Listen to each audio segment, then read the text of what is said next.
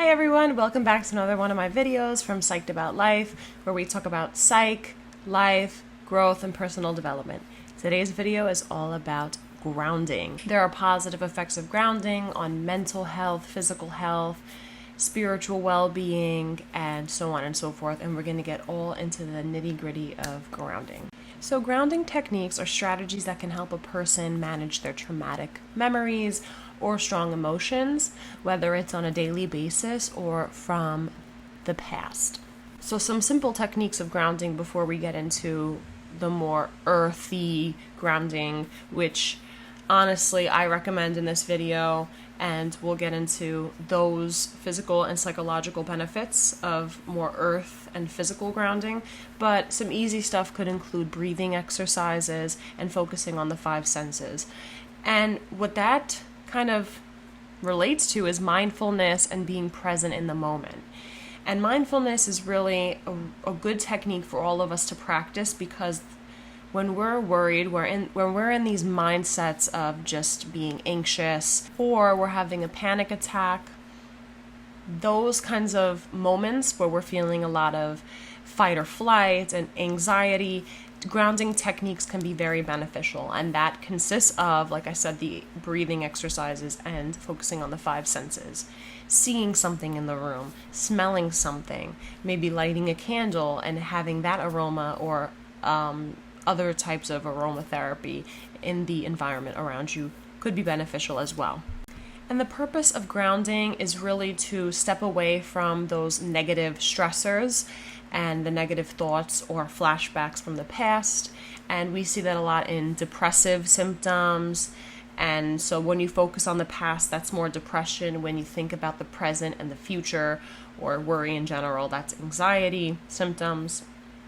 Distracting yourself from those with those five senses technique could really be beneficial, because it's keeping you, like I said, mindful, present, and in the moment. And grounding is not just going outside and being connected to the earth and being connected to your external environment. It's also just practicing acceptance. And there's a lot of benefits mentally to grounding as well.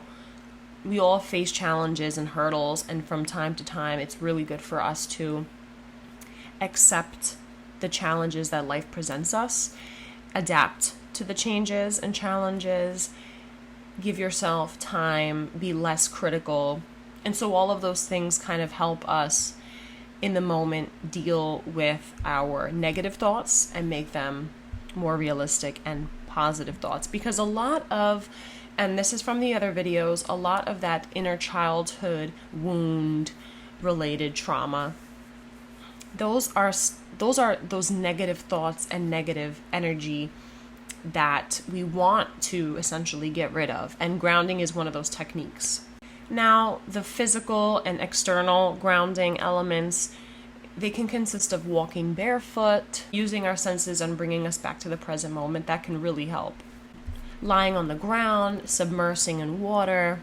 Like I said, water is really good for cleansing that energy. And if you haven't already watched my video, I suggest to give it a try and watch it. It's about that stagnant energy and why it's so important to release and allow room for more energy, because we are made of energy. The world around us is made of energy. So it's really important for us to find that natural balance. Although there's little research out there scientifically in regards to grounding, there have been reported benefits of the following: inflammation, pain, mood, and other physical benefits. So not just that mental health, but also that physical health is tied into the benefits of grounding.